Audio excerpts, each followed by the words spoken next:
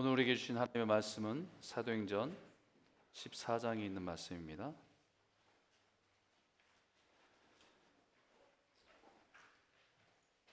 사도행전 14장 1절에서 18절까지의 말씀, 제가 한 절, 여러분이 한 절 교독하겠습니다. 이에 이고니온에서 두 사도가 함께 유대인의 회당에 들어가 말하니 유대와 헬라의 허다한 무리가 믿더라.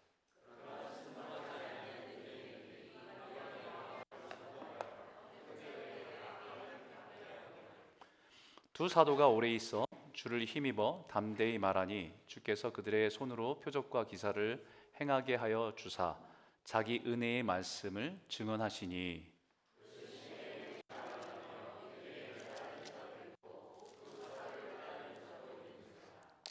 이방인과 유대인과 그 관리들이 두 사도를 모욕하며 돌로 치려고 달려드니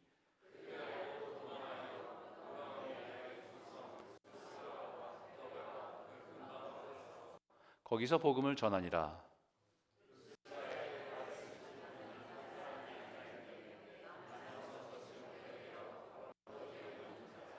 바울이 말하는 것을 듣거늘 바울이 주목하여 구원받을 만한 믿음이 그에게 있는 것을 보고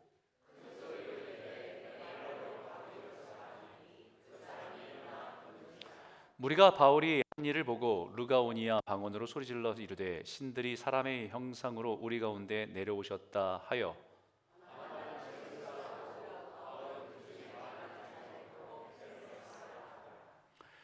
시외 제우스 신당의 제사장이 소와 화환을 가지고 대문 앞에 와서 무리와 함께 제사하고자 하니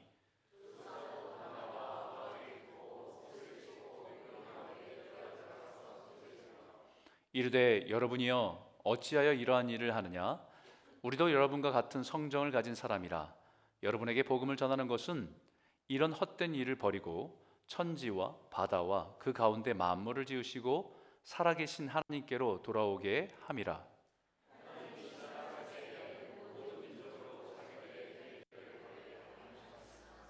그러나 자기를 증언하지 아니하신 것이 아니니 곧 여러분에게 하늘로부터 비를 내리시며 결실기를 주시는 선한 일을 하사 음식과 기쁨으로 여러분의 마음에 만족하게 하셨느니라 하고 이렇게 말하여 겨우 무리를 말려 자기들에게 제사를 못하게 하니라. 아멘. 우리 사도 바울을 묵상하면서 사도 바울의 선교 여행을 말씀들을 따라가고 있습니다. 시차적으로는 한 2000년 이상의 시간의 차이가 있지만 복음을 들고 나간 그 여정을 통해서 우리의 믿음과 신앙을 돌아보기를 바랍니다. 우리는 이스라엘의 역사를 공부하는 것도 아니고 유대인의 역사를 공부하는 게 아니라 하나님의 복음의 역사를 통해서 우리에게 주시는 마음이 무엇인지, 말씀이 무엇인지를 듣기 원함이 있기 때문입니다. 우리에게는 너무나 당연한 신앙, 어떤 분들은 태어나면서부터 교회를 다니면서 신앙이 너무 자연스럽게 우리가 누리고 또 우리가 갖게 되는 그런 모습이 있겠지만 이 신앙이 오늘날 우리까지 오기까지 얼마나 많은 사람들의 헌신과 피가 그 가운데 있었는지를 이 말씀을 통해서 돌아보기를 원합니다.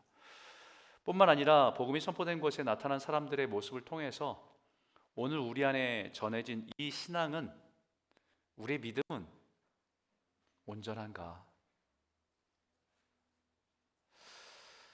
우리가 이것을 돌아보는 시간이 되었으면 좋겠습니다.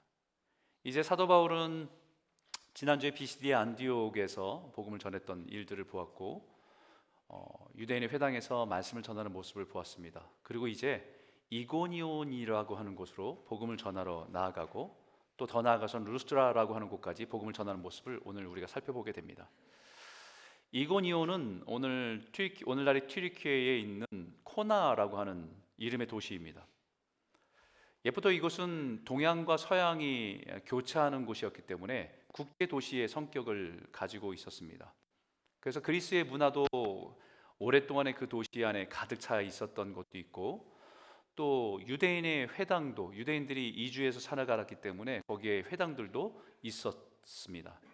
마치 비시디아 안디옥과 같은 그런 도시적인 분위기가 있었던 곳이 오늘 이고니온이라고 하는 곳입니다. 그래서 전에 했던 것 같이 유대인의 회당을 먼저 찾아가서 복음을 전하게 되는 모습을 봅니다.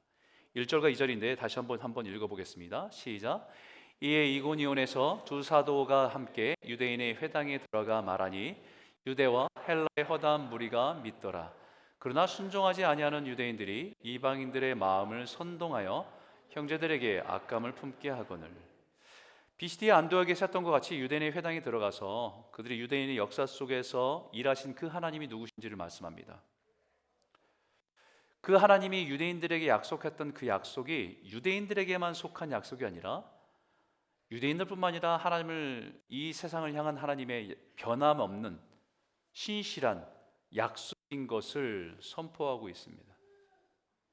유대인에게 약속한 메시아 그리스도가 온다는 약속이 그들에게만 오는 어떤 메시아가 아니라 인류를 구원하기 위해서 자신이 희생하고 그 죄값으로 자기의 죽음으로 인류를 구원하기 위한 메시아가 오신다는 그 메시지를 이방인들뿐만 아니라 유대인들에게도 전하고 있는 것을 보게 됩니다. 그래서 의롭다함을 받는 것은 유대인들의 전통을 따라서 율법을 지켜서 자기의 의로움을 얻는 게 아니고 복음 앞에서 예수 그리스도 예수를 믿는 그 믿는 자마다 의롭다함을 받는 것이 복음이라는 것을 선포하고 있는 거죠. 이 복음을 들은 사람들 중에서 수많은 유대인들이, 그 땅에 사는 수많은 헬라인들이 예수를 믿게 되는 놀라운 부흥의 복음의 역사가 일어납니다. 복음의 역사가, 복음이 전해지는 곳에 복음의 역사가 일어나는데, 근데 이곳에도 동일한 사단의 저항이 일어납니다. 사단은 그들의 마음을 선동해서 휘저 놓습니다. 비시디아 안디옥에서도 예수의 복음을 받아들이지 않은 유대인들과 그 도시의 유력자들, 그리고 경건을 자신의 영적인 품위를 더하는 것으로 여겼던 귀부인들을 선동해서 그 마음 중심에 있었던 죄악된 본성들을 흔들어서 깨웁니다. 그래서 이 선동하는 일들이, 악감을 품게 되고 선동하는, 저항하는 일들이 일어나게 하죠. 여러분, 복음이 선포되는 곳에서는 늘 비슷한 일이 일어납니다.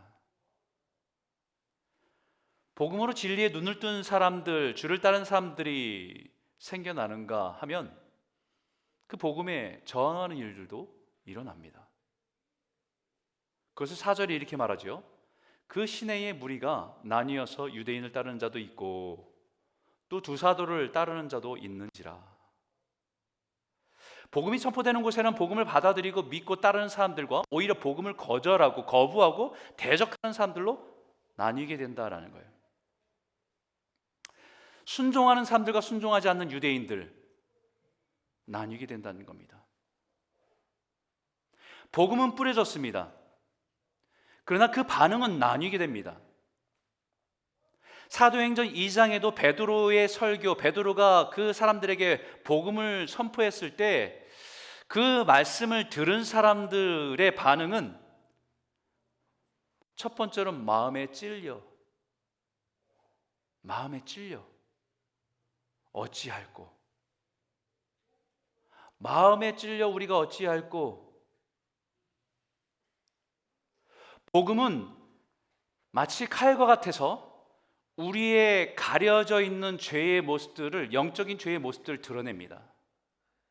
그게 우린 찔림을 받는 거죠. 자긴 스스로 괜찮은 것으로 저기고 살았어요. 하지만 복음은 우리의 적나라한 영적인 실체를 그대로 드러내는 것이 복음이기 때문에 마음에 찔리는 것은 당연한 겁니다.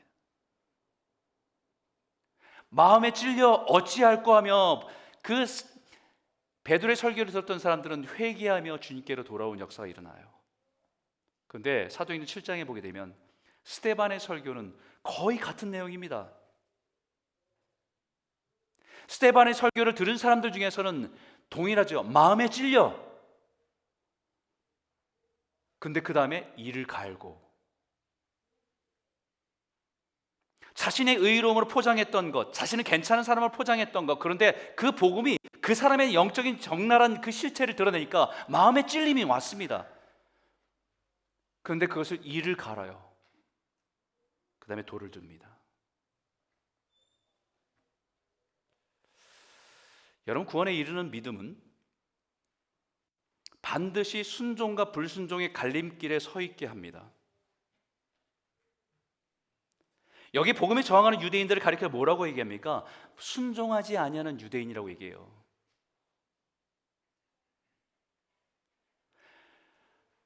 싫어하는 유대인이 아니고, 저항하는 유대인이 아니고 순종하는 유대인이라고 얘기하는 것은 무엇인가 요구된 것에 대해서 반응한다는 얘기잖아요. 복음으로 그들에게 선포된 말씀들은 복음으로 하나님께서 그들에게 요구하시는 것, 그들에게 다가오신 것입니다. 거기에 대해서 순종하지 않는 거지요. 복음은 하나님께로 돌아오라고 부르시는 하나님의 부르심입니다. 그러나 그 하나님의 복음을 우리들의 어둠을 비추기 때문에, 사람들에게 보이지 않는 우리 안에 깊은 곳에 있는 어둠을 비추기 때문에 우리에게는 불편하고요, 영적인 수치가 드러납니다.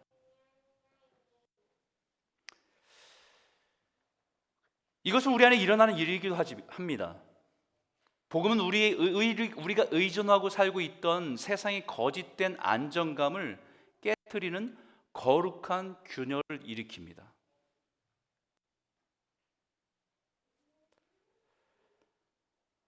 우리가 세상에 살면서 많은 것들을 의지하고 살거든요. 돈을 의지하기도 하고, 아니면 사람을 의지하기도 하고, 아니면 자기가 이뤄놓은 어떤 것들을 의지하기도 하고. 근데 복음이 들어가면요, 그 의지하고 있는 것이 얼마나 허무하다는 것을, 거짓된 안정감이라는 것을 깨닫게 하면서 균열을 일으킵니다. 그래서 예수님께서 내가 세상에 화평을 주러 온 줄 생각하지 말라고 하신 거예요. 평화의 왕인데, 예루살렘 입성할 때 사람들이 평화의 왕으로 그분을 모셨는데, 평화의 왕이신 예수님이 입으로 내가 세상에 화평을 주러 온 줄 생각하지 말라, 이렇게 말씀하셨어요.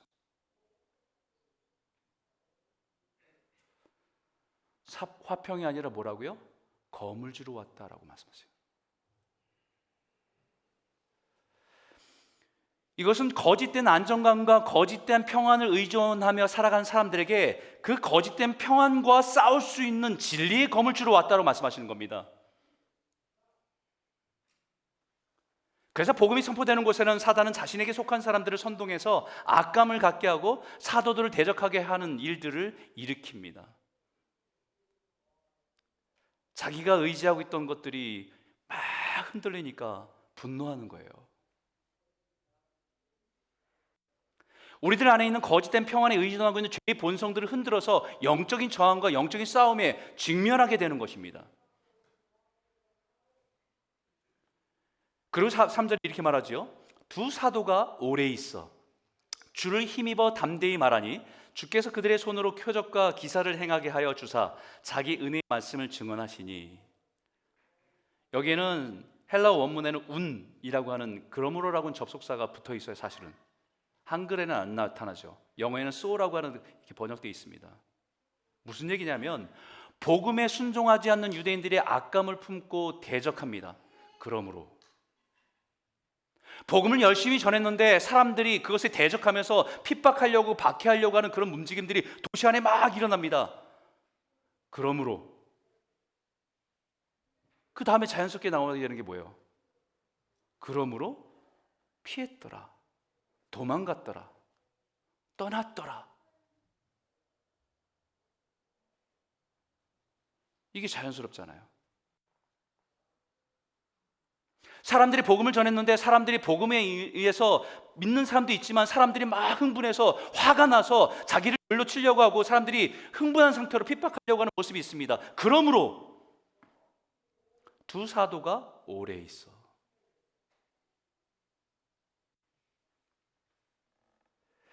그러므로 그곳에 더 오래 있기로 결정했다는 것입니다. 상황에 이끌려 판단하지 않고 사명에 이끌려서 더 오래 있기로 결정한 것입니다. 자신들을 환영하지 않는 분위기, 그러나 그 중에 복음으로 하나님께 돌아온 사람들이 있기 때문에 조금 더 오래 머물러 있기로 했다는 거예요. 도시 사람들이 나를 저항하고 도시 사람들이 나를 힘들게 하는 그런 분위기겠지만, 그래도 거기에서 복음을 듣고 살아가려고 하고 하나님께 돌아오는 사람들이 있기 때문에 더 오래 머물기로 한 거예요. 이건 용기가 필요한 일이죠. 그래서 주를 힘입어 담대히 말했다라고 하는 겁니다. 미움받을 용기. 우리가 요한복음 묵상한 말씀 중에서 세상이 너희를 미워하면 이상히 여기지 말라고. 왜냐하면 세상이 나를 먼저 미워했기 때문에. 세상이 미워한다고 한다면 오히려 그것이 너희가 세상에 속하지 않고 나에게 속한 자라는 것을 드러내는 증거이기 때문에 이상히 여기지 말라. 하나님을 거부한 세상에서 미움을 받을 용기입니다. 그것은 분명한 사정이 있었기 때문입니다. 현실적으로는 그 도시에 오래 머물러 있는 것이 힘든 일이고 고통스러운 일이지만 해야 할 사명이 있었기 때문에 영적인 정에도 불구하고 더 오래 머물러 있게 하신 거예요. 그 분명한 이유가 복음으로 진리의 눈을 뜨고 하나님께로 돌아온 의 말씀을 전하기 위함입니다. 거기에 있는 사람들이 예수의 복음을 들어서 이제 사도를 따르는 것은 이제 비로소 진리에 반응하기 시작한 것입니다. 복음의 씨가 그들의 마음밭에 뿌려진 거예요. 그래서 구원에 이르는 믿음은 주를 힘입어 은혜의 말씀에 뿌리를 내리는 것입니다. 제자들이 자신들에게 적대적인 도시에 왜 더 오래 머물기로 한 것입니까? 왜? 그들이 받은 복음의 씨가 믿음의 뿌리를 내리도록 기다리고 머물러 준 거지요. 예수님이 씨 뿌리는 비유에서 말씀하듯이 농부가 복음의 씨를 뿌립니다. 그 뿌려진 씨앗은 길가에 뿌려지기도 하고 돌짝밭에 뿌려지기도 하고 가시덤불에 뿌려지기도 하고 좋은 밭에 뿌려지기도 합니다. 뿌려진 씨는 동일해요. 그러나 금방 사단은 그 복음의 씨가 뿌리를 깊게 내리지 못하도록 그 사람을 흔들어 놓습니다.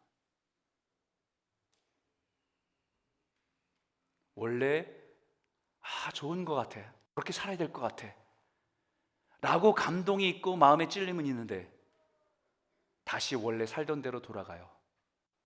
걸어갔던 대로 가로갑니다. 그게 길가에 뿌려진 씨예요. 맞아, 이렇게 살면 안 되지라고 찔림이 와서 그 말씀을 받으려고 받았어요. 받았는데 그 안에 있는 커다란 두려움, 이것을 가지고 산다는 것은 이 세상에서 가능할까? 라고 하는 커다란 두려움에 부딪히면서 그 뿌리를 내리지 못하고 말라 죽습니다. 그 복음을 들을 때는 너무 좋았습니다. 그런데 그 당장 살아가는 삶의 염려가, 걱정이 모두 다 빼앗아가니까 결국은 뿌리지 못하고 내 안에서 영적인 싸움 가운데 그냥 죽습니다. 그래서 사도들은 조금 더 오래 있으면서 그들에게 은혜의 말씀을 전하고 조금이라도 그들이 그 신령의 복음의 씨앗이 뿌리 내리도록 그것을 돕기 위해서 오래 머물러 있는 거예요. 그 과정에 표적과 기사도 많이 일어났다고 합니다. 어떤 표적과 어떤 기적이 있었는지에 대해서 성경은 침묵하고 있어요. 그 이유는 구원에 이르는 믿음은 표적과 기사에 의존하지 않기 때문입니다. 표적과 기사는 사인이에요. 무엇인가를 가리키는 사인입니다. 진리이신 예수님께로 인도하는 사인입니다. 그리고 은혜의 말씀이 하나님의 약속의 말씀에 뿌리를 내려야 되기 때문에 하나님이 살아계시고 그 말씀이 진리임을 드러내는 사인입니다.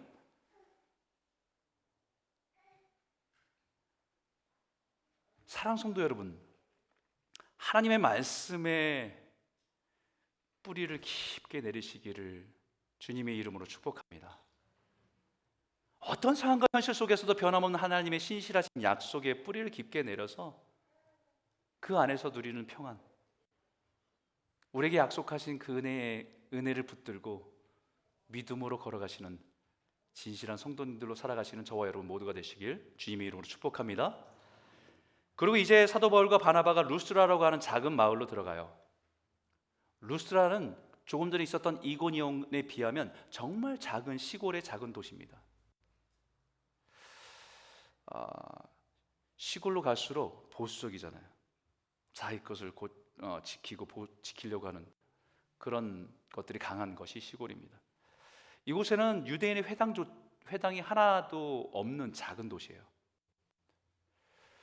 지금까지 회당에서 유대인들에게 사도 바울이 그들이 알고 있는 메시아, 그들이 기다리고 있는 메시아, 그들이 이미 갖고 있는 지식을 근거로 너희들이 기다리고 있는 메시아가 바로 그 예수라고, 근데 그 예수가 너희들에게만 해당되는 것이 아니라 온 인류를 향한 하나님의 아들이라고 하는 것을 선포하는데 그들이 갖고 있는 회당과 그들이 갖고 있는 지식을 가지고 사용했습니다.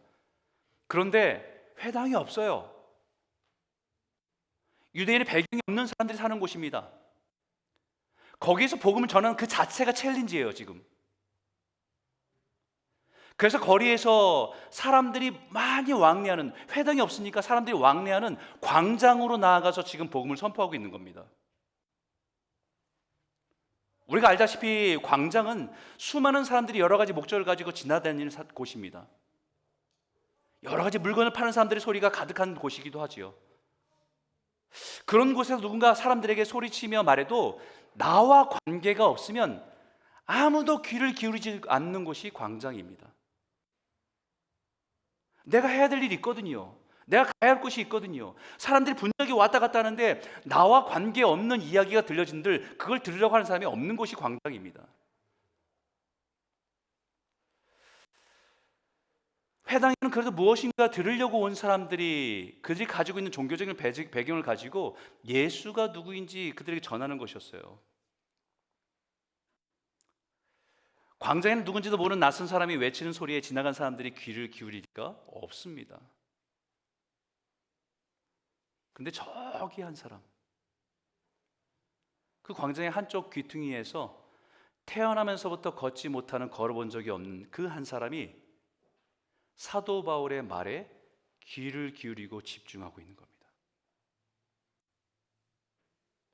처음에는 지나간 사람들이 던져주는 동전을 기대하며 바울과 바나바를 주목하고 바라봤지만 그들의 말을 들어보니까 그 영혼의 목마름과 갈급함으로 그들을 바라보고 있는 것으로 바뀌는 거죠.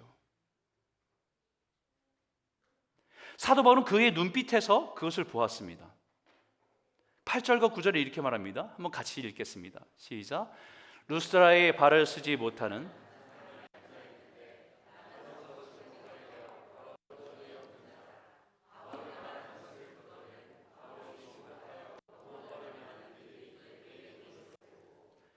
바울이 그의 눈빛에서 뭘 보냐면 간절함을 본 거예요. 그 눈빛에 자신을 바라보면서 동정 어린 동전 몇 개를 바라보는 눈빛이 아닙니다. 그 눈빛은 자신의 삶이 비참하고 소망 없는 인생에 대한 절망에서 무언가를 소망을 찾는 그런 눈빛입니다. 정말 그런 신이 있다고 한다면 나도 믿으면 죄사함을 받고 영원한 생명을 누릴 수 있을까? 그 영혼의 깊은 갈망으로 사도 바울을 주목하고 보고 있는 겁니다. 그래서 성경에 뭐라고 얘기하냐면 그 믿음을 구원받을 만한 믿음이라고. 바울이 그 사람에게서 본 것은 구원받을 만한 믿음입니다. 그것은 그 사람이 안에 일하시는 하나님을 보는 거예요. 인생의 고통 속에서 살아온 그의 마음에 목마름과 갈급함으로 사모하는 마음과 눈빛으로 바라보고 있는데 그 사람 안에 역사하고 계시는 하나님을 본 겁니다. 바울이 말하는 것을 듣거늘 사람들이 오가는 그 광장 속에서 아무도 귀를 기울이지 않고 있는 곳에서 바울이 말하고 있는 그 말을 듣고 있는 그의 모습에서 온 마음을 다해 듣고 있는 것을 보면서 그 전해진 말씀이 그 사람의 마음과 영혼 안에서 일하고 계신 하나님을 보는 겁니다. 믿음은 들으면서 난다고 했지요. 귀로 듣는 게 아니거든요. 마음으로 듣는 거죠. 예수님 씨 뿌린 비유에서 좋은 밭을 비유해서 어떤 마음이라고 풀어서 말씀하셨냐면 30배, 60배, 100배의 열매를 맺는 좋은 밭을 예수님 제자들을 설명해 주시면서 착하고 좋은 마음이라고 얘기했어요. 어린아이 같은 마음. 그 말씀을 받아서 자기의 것으로 삼고자 그 마음을 자기 안으로 품고 자기가 간직하는 마음.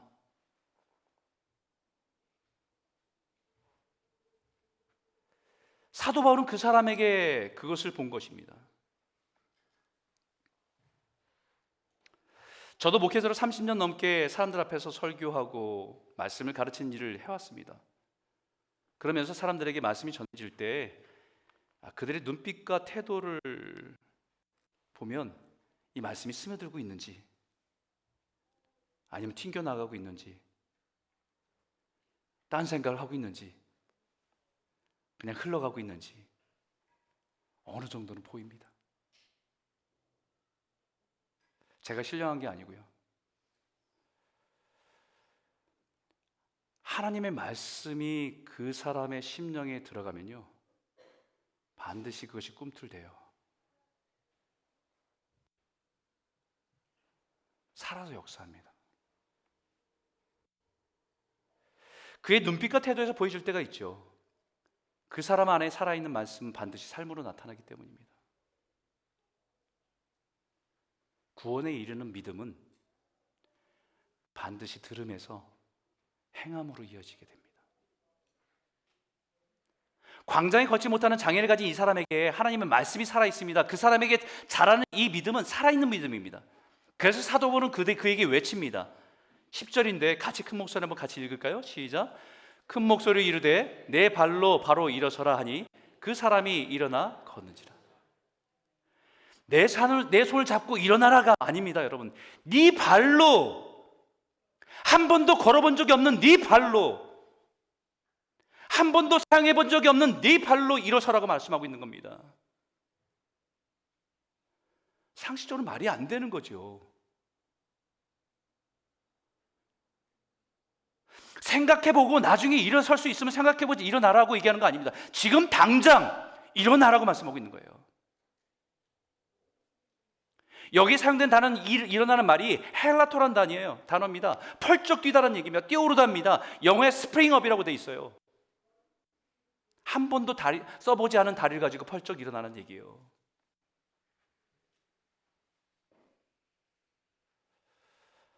그리고 걷습니다.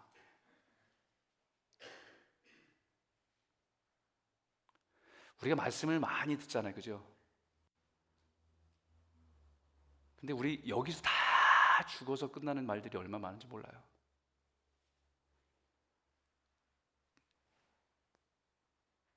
마치 한 번도 사용해보지 않은 것처럼,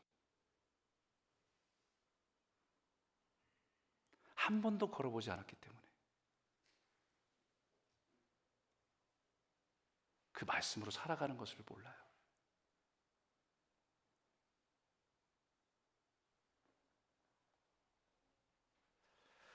그 사람은 가지고 있는 말씀을 먹은 거예요. 귀로 듣고 끝나는 것이 아니라 그 말씀을 먹고 순종한 자리로 일어선 거예요.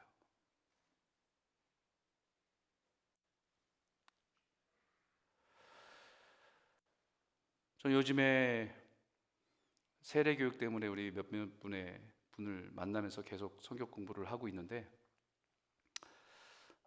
거기서 이런 질문을 받았어요. 목사님, 복음을 잘 알겠는데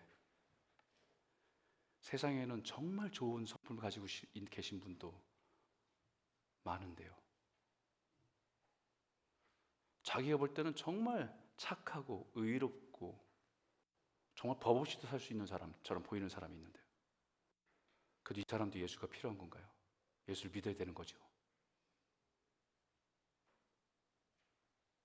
두 번째 질문. 그런데 교회를 와보면 세상에서도 그런 사람을 찾기 힘든 사람들이, 엉망으로 살아가는 사람들이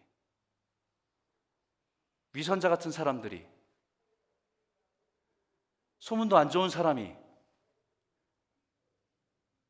그런 사람들이 교회에 있는 것을 보면서 때로는 이 괴리감이 있다는 거예요. 두 가지를 말씀했습니다.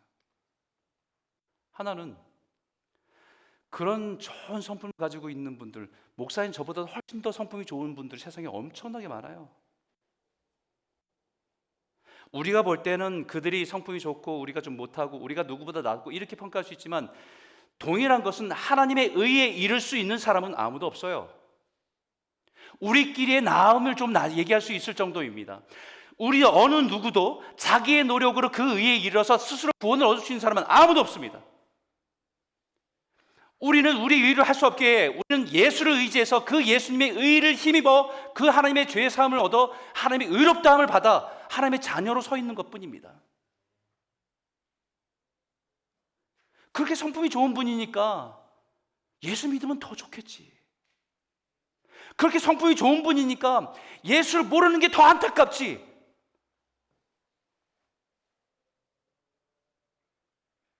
교회는 그런 환자들이 다 모이는 곳이 교회예요. 교회는 병원과 같습니다. 중증 환자도 있고요, 경증 환자도 있고요, 수많은 아픈 사람들이 오는 거예요. 예수님께서 나는 의인을 부르는 곳이 아니라 병자를 부르러 왔고 죄인을 부르러 왔다고 하셨잖아요. 그런 사람들이 모인 곳이 교회예요. 그러다 보니까 교회에서는 그런 사람들 세상에서 찾아볼 수 없는 그런 중증 환자도 있을 수 있지요. 그게 교회입니다. 치료받기 위해서, 회복하기 위해서 돌아온 모여든 것이 교회잖아요. 그게 자연스러운 교회의 모습이에요. 병원에 환자가 많다고 그 병원 이상한 병원이라고 얘기하는 것과 똑같은 겁니다. 근데 진짜 이상한 게 하나 있어요. 진짜 이상한 거 하나 있어요. 교회가 병원과 같다고 한다면 그 사람이 병원에 와서 그래도 10년, 20년 지나면 좀 변해야 될 거 아니에요.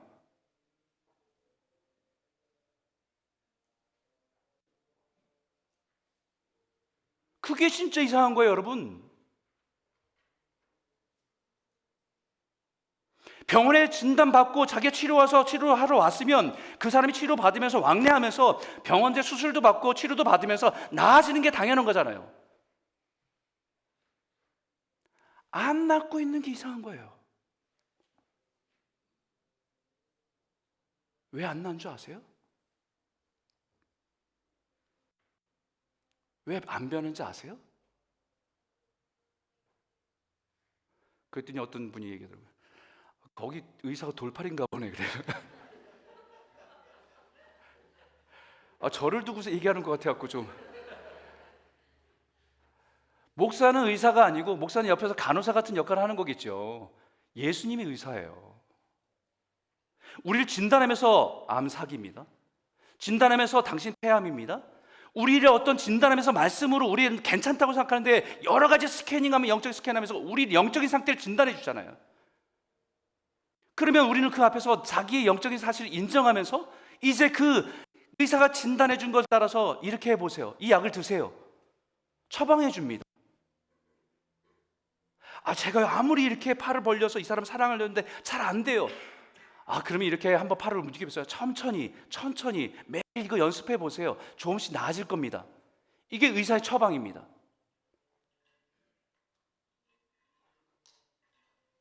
근데 약을 안 먹어요. 그냥 병원만 다녀요.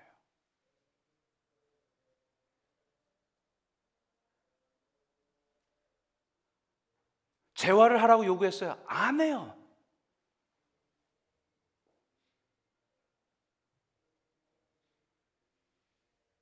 하루에 3끼 밥 먹고 나서 이거 드십시오 하라고 처방해서 약을 쌓아놓은 채로 살아가고 있습니다. 안 먹어요. 안 먹는데 어떻게 낫습니까?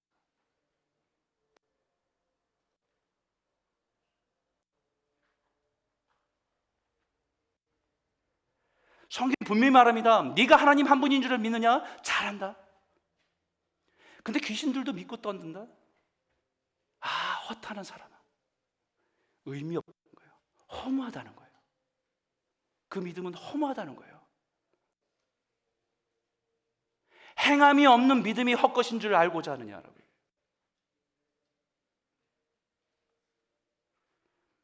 믿음은 아는 것을 말하는 게 아니라 사는 것을 말하는 겁니다. 예수 그리스도의 복음을 들으면서 시작한 믿음이 오늘 우리의 삶으로 이어지는 삶으로 살아내는 거예요.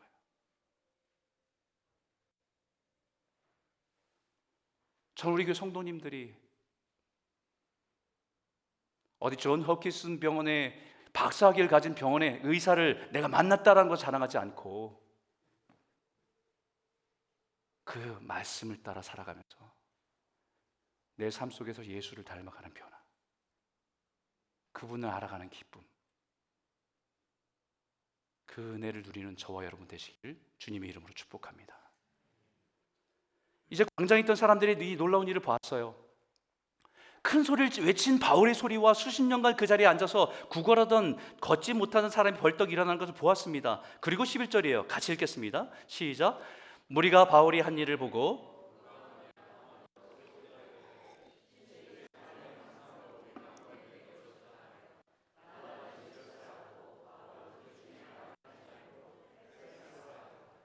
여러분 얼마나 놀랐으면 자기도 모르게 자신들만 사용하는 방언으로 소리 지릅니까?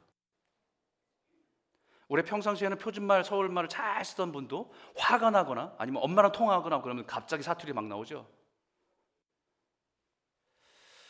이들이 이 모습을 보면서 너무 놀라서 자기들이 예전에 쓰던 그 방언으로 사투리로 얘기하는 거예요. 그들이 오랫동안 믿고 살았던 그 신화를 얘기합니다. 제우스, 로마 신화는 주피터라고 되죠. 그의 아들인 신의 전의 헤르메스, 로마 신화에는 머큐리라고 불리죠. 그것이 와서 기적을 베풀었다는 겁니다. 그들은 사도 바울이 전하는 복음에는 관심을 두지 않았어요. 광장에서 큰 소리를 바울이 누군가 내 발로 바로 일어나라 하는 소리를 어디선가 큰 소리 나니까 들었죠. 그리고 외치는 소리에 들려서 고개를 돌려보니까 늘 그 자리에서 구걸하고 앉아있는 장애인이 벌떡 일어나 걷는 걸 보는 거예요. 그 놀라운 기적을 보고 사도 바울이 전한 복음에 귀를 기울이는 것이 아니라 자신들이 가지고 있는 믿음과 연결시켜버립니다. 이걸 뭐라고 얘기하냐면 확증 편향이라고 얘기해요. 자기가 믿고 싶은 것, 알고 싶은 것에 부합하는 정보만 선택적으로 받아들이는 성향. 여러분 AI 시대가 우리에게 보편된 진리로 균형 잡게 해줄 줄 알고 있습니까? 착각이에요. 여러분들이 원하는 대답을 계속 줘요. 더 심각한 알고리즘으로 더 들어가요.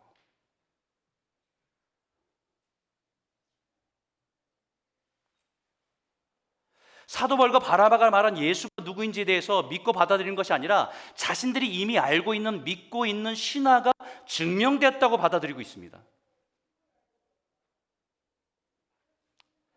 누군가 전하는 새로운 정보에 대해서 내가 가진 지식의 체계, 내가 가진 경험의 틀이 틀리지 않았나? 이것을 깨트리고 받아들이기보다는 자신에게 익숙한 틀에 껴맞춰서 보고 싶고 믿고 싶고 보고 싶은 것들만 그 안에 맞춰버려요.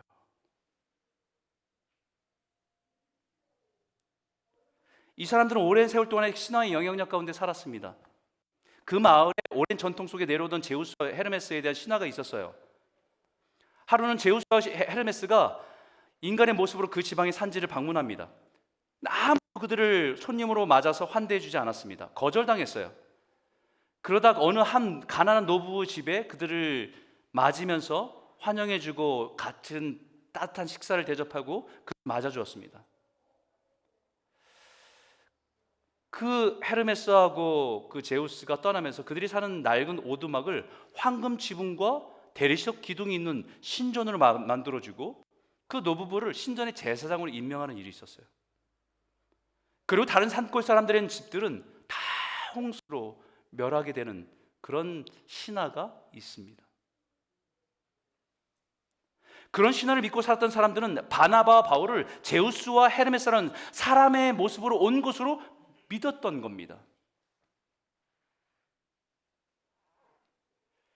그리고 그들을 잘 환대함으로 인해서 자기들은 재난에서 벗어나고 자기들을 복을 줄 것을 기대하면서 그들을 환대해 줍니다.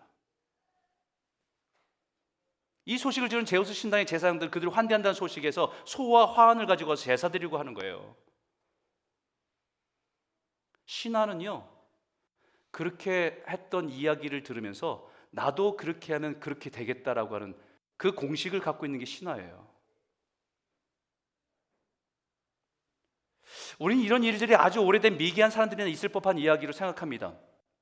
하지만 오늘날 우리가 살아간 세대에도 사람들은 저마다 자기가 가지고 있는 신화가 있습니다. 고대 그리스 로마 신화를 믿고 의지해 살아가지는 않지만 각 시대마다 사람들이 가지고 있는 신화가 다 있어요.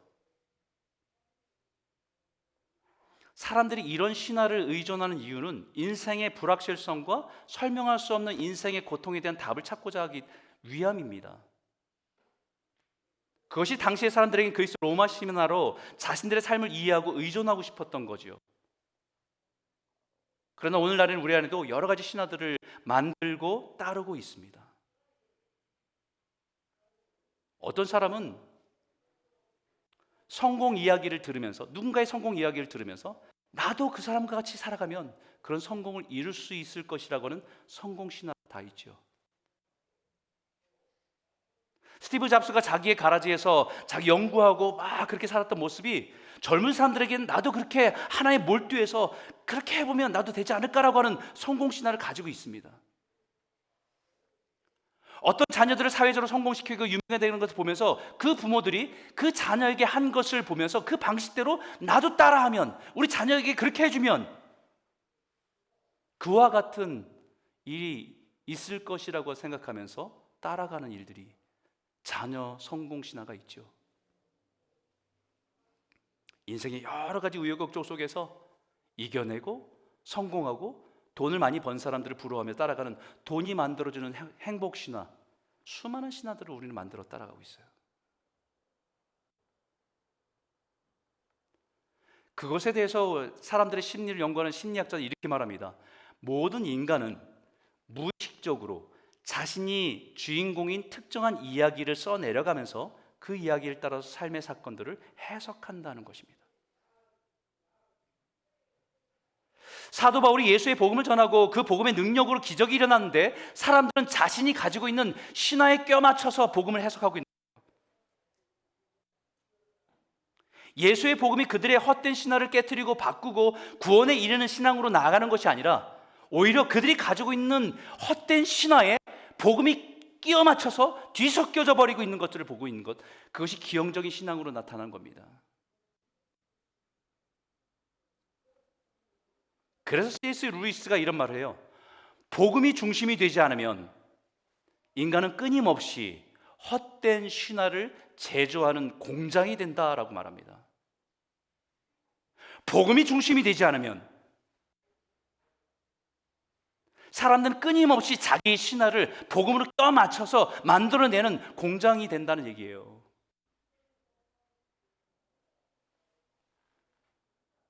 오늘날 이런 기형적인 신앙들이 너무 많습니다. 밤마다 달을 보고 물을 떠놓고 자식을 위해서, 건강을 위해서, 미래를 위해서 그렇게 빌던 사람들, 그 신앙이 그리스도의 복음과 뒤섞여서 예수 믿으면 자식도 성공하고 건강하고 복을 받는다는 믿음으로 기복신앙이라고 하는 신앙을 낳게 되는 거죠.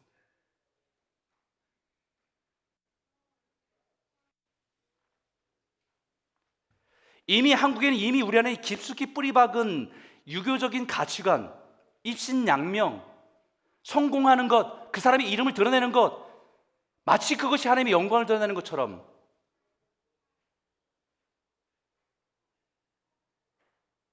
기독교가 변질돼서 번영신학으로 나타나는 거예요.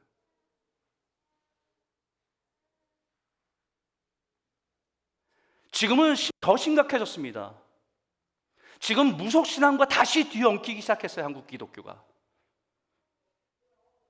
예수도 믿고 점도 치고 궁합도 보고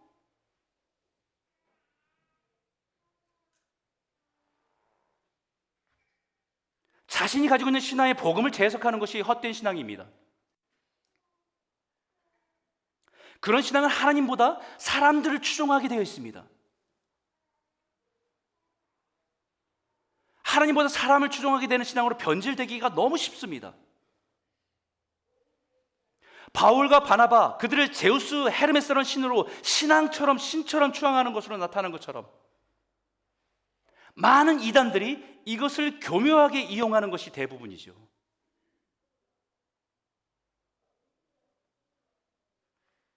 자신들을 마치 신적인 존재로 여기도록 만들어 놓고 사람들을 영적으로 조종하는 겁니다. 또한 이것을 얼마나 은근히 즐기는 사람들도 얼마나 많은지 몰라요. 자신이 얼마나 사람들에게 얼마나 자기는 변질된 걸 알면서도 그걸 자신이 얼마든지 이끌 수 있다고 생각하면서 착각하는 사람들, 그들이 바치는 화환과 환호에 그것을 즐기는 사람들,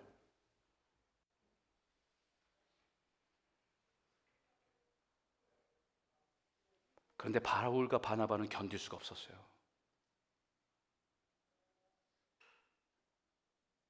적당히 그들이 신으로 여기면 적당히 그 힘을 이용해서 잘 가르치면 될 거 아니에요, 그죠?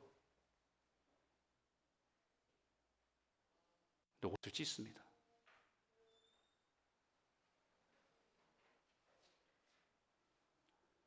옷을 찢고 그들에게 나아가서 외칩니다. 같이 한번 읽어볼까요? 함께 읽겠습니다. 시작. 이르되 여러분이여 어찌하여 이런 일을 하느냐? 우리도 여러분과 같은 성정을 가진 사람이라. 여러분에게 복음을 전하는 것은 이런 헛된 일을 버리고 천지와 바다와 그 가운데 만물을 지으시고 살아계신 하나님께로 돌아오게 함이라. 여러분, 구원에 이르는 믿음은 헛된 신앙의 변질을 버리고 참된 하나님께로 돌아가는 거예요. 사람 따라가는 거 아니고요.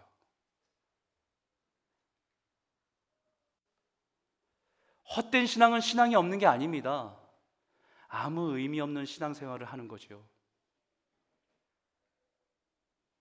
하나님을 믿고 따른다고 하지만 자기 안에 신앙을 만들어서 우상을 만들어 따르는 것입니다. 종교적인 행위가 없었던 거 아니죠. 이사야 선지자가 이렇게 말합니다. 당시 사람들이 이렇게 말했어요. 헛된 재물을 다시는 가져오지 말라고. 분향은 내가 가증히 여기는 바요, 월수학과 안식일과 대회를 모이는 것도 그러하니 성애와 아울러 악을 행하는 것은 내가 견디지 못하겠노라.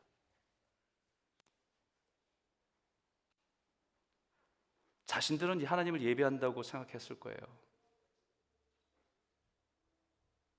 하지만 사실은 자신이 원하는 것을 얻기 위해서 행한 종교적인 행위일 뿐입니다.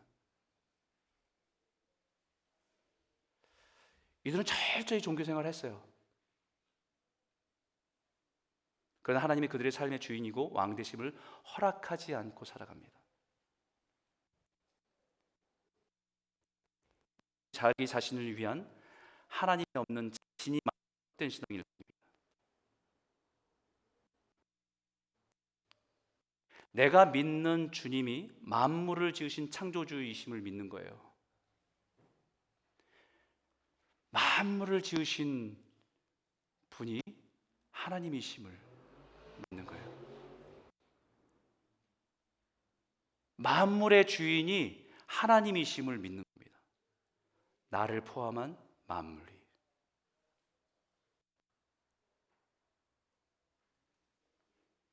그 하나님을 추상적이고 관념 속에 있는 그런 하나님이 아니라 지금도 살아계시고 나에게 말씀하시는 인격적인 하나님이심을 믿는 것이 참된 믿음이에요.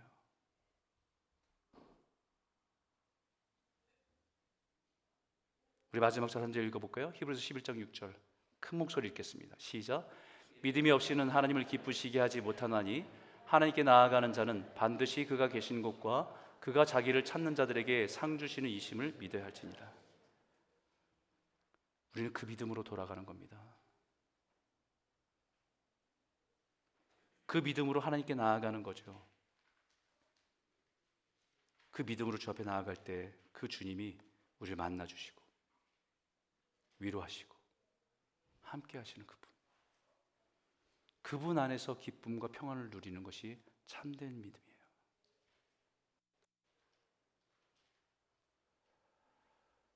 저는 목회자로 살아가면서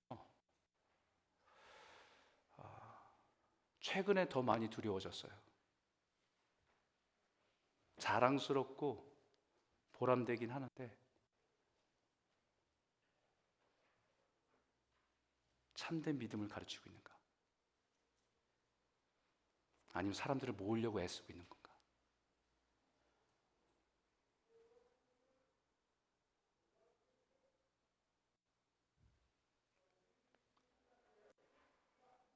사랑하는 성도 여러분, 우리 인생 가운데 찾아오신 주님의 사랑으로 시작한 우리의 믿음이 주님의 말씀에 깊이 뿌리 내리고 흔들림이 없는 견고한 신앙인으로 서는 저와 여러분 모두가 되시길 주의 이름으로 축원합니다. 뿐만 아니라 그 살아있는 믿음이 날마다 살아계신 주님을 찾고 만나고